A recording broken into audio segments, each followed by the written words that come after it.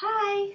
Um, Ever since I posted that tips to astral traveling video, I've been receiving a lot of emails and comments about astral traveling, but there's too many of them, and as much as I want to reply to you guys personally, I just decided to make a video since some of your questions are similar anyways.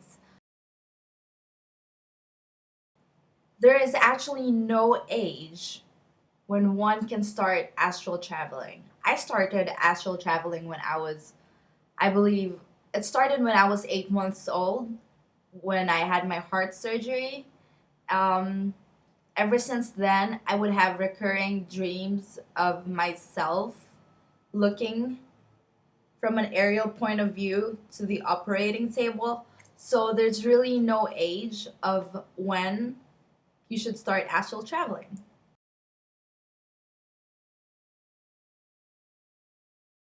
The soul usually comes out from the crown chakra or somewhere near the navel where, okay, when you astral travel, this is one point that I cannot stress enough.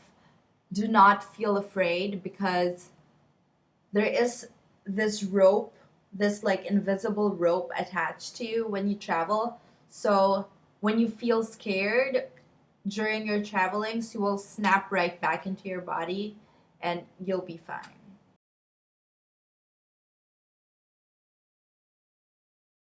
Okay, a lot of people fear that when they astral travel, they will encounter negative spirits or whatnot, which I have personally experienced.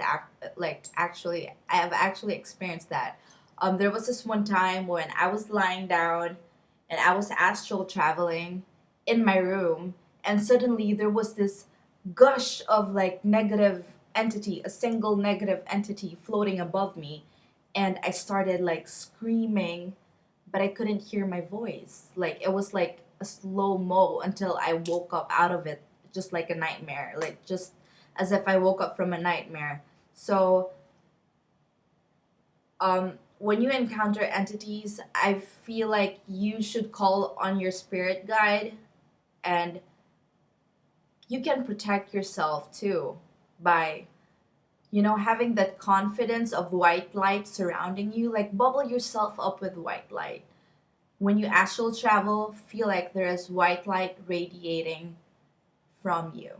And then the negative entities wouldn't even dare come near you. Well, of course, you'll encounter some, but do not fear because, as I said, there's this cord connected from yourself to your soul when you astral travel. Of course, you can go places when you astral travel. That's the whole point of astral traveling. That's why it's called astral traveling. I've received some comments asking if they can travel to outer space or to the moon. Um, of course, like you can go anywhere you want. Just think about it and you'll be there. There was this one time when I was in the Philippines and I was astral traveling all the way to San Francisco, and I was just floating above the earth. You know how like the when you're in a long distance flight and you're like on the airplane looking out the window, that's how I felt, but in a very soulful sense, of course. And I could see all the universe atmosphere surrounding me, and it was very comforting, and I felt very adventurous at that point. So yeah.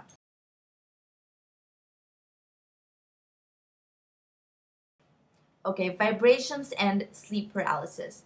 These are the two things that people normally encounter before astral traveling.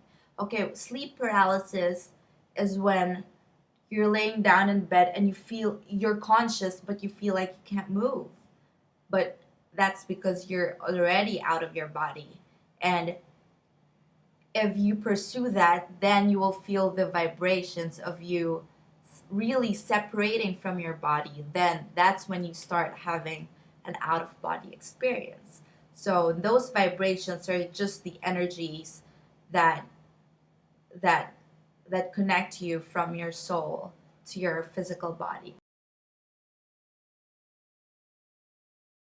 Okay, when you lucid dreaming is when you can control your dreams, or when you're dreaming and you're aware and conscious that you're dreaming. That is lucid dreaming.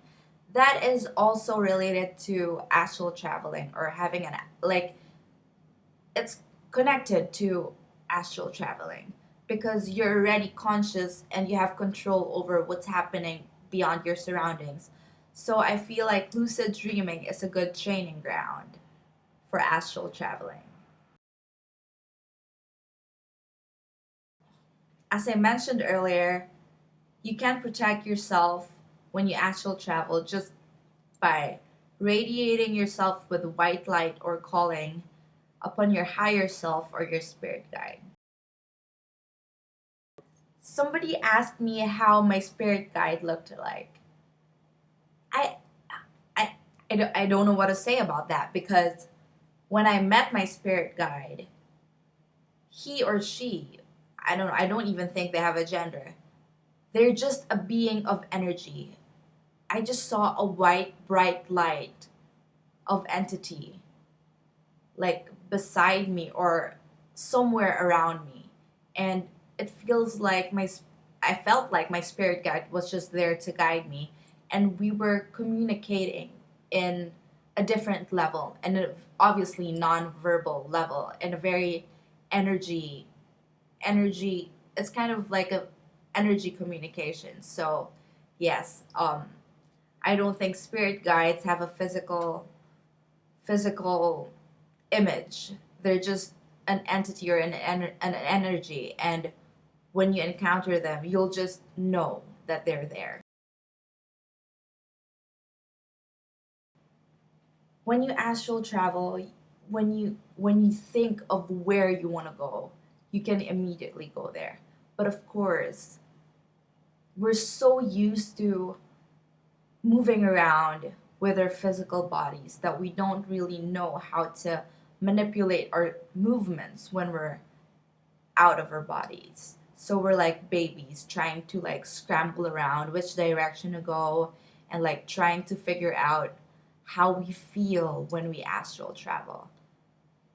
Slowly, I feel like you should just calm yourself down and eliminate yourself of all the fears that you're experiencing, and just slowly, and don't panic, just slowly adapt to your astral environment, and slowly you will be able to control it. You will be able to fly. You'll be able to, even myself, like until now I still have no full control of my astral travels. Out of nowhere, I just find myself up in one corner of the ceiling looking at my physical body on my bed. So yeah. Somebody asked me about certain objects that they see when they astral travel that does not exist in their physical world, which I actually did experience.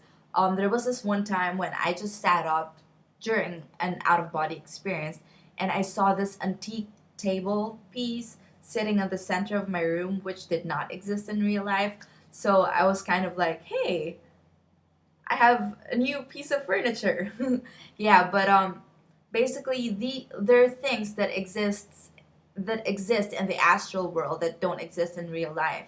So I don't really know how to explain why they exist, but then again, when you astral travel, everything is timeless. So that piece may exist in a different dimension, such as the astral dimension. So yes, I hope that answered any lingering questions for that matter. There is no form when you astral travel. You're as malleable as you can be. I once slipped through, like doors. You know how doors have small spaces from the edge of the door to the floor. I was able to go under that. So there is no form when you astral travel. Your soul has no form when you astral travel.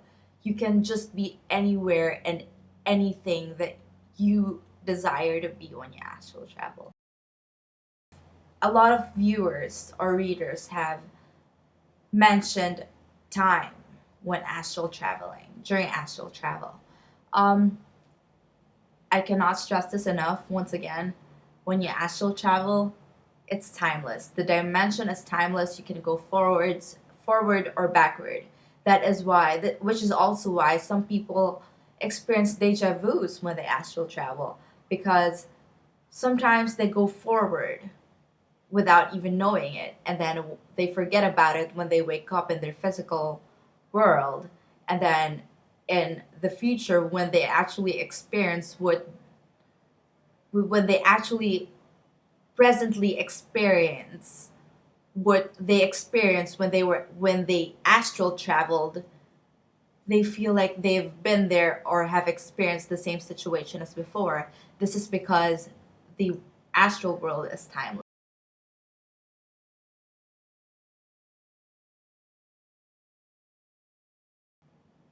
A lot of people have been bothered about why they can't astral travel when they have already done it before.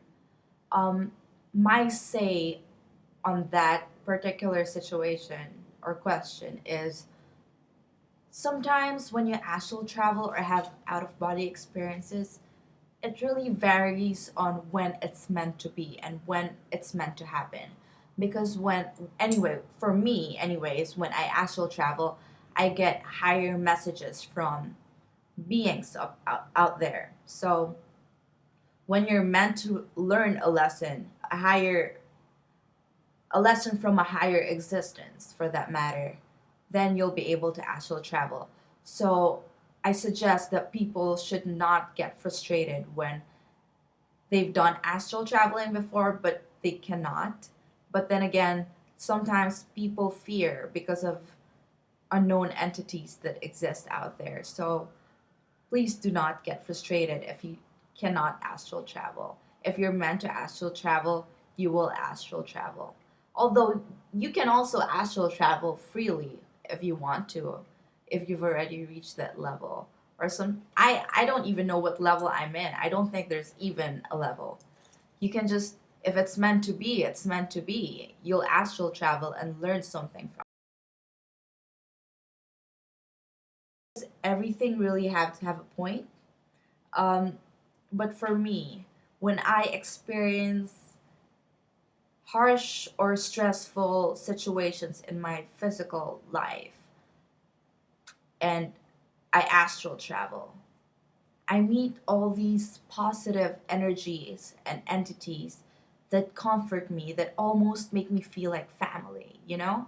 And when I get back to my physical body, I feel so much better, and I feel like there's a huge weight lifted off my shoulders. So yeah, I think that's one of the benefits. And also, when you're out there, you learn you learn lessons that you can't really learn in the physical world. I don't know if I should rephrase that, but yeah, you feel energies that are so beyond humanity, that are so beyond humanity that you can't even put it into words. That when you get back to your physical self and you continue with your physical life, that lesson will do you good and will do your environment good and the people that you love or encounter good. I hope this video helped answer your questions. And yeah, for future references, please email me again. And if I do not respond personally due to the overload of questions, I shall make another video. Love and light, you guys. Take care. Mwah.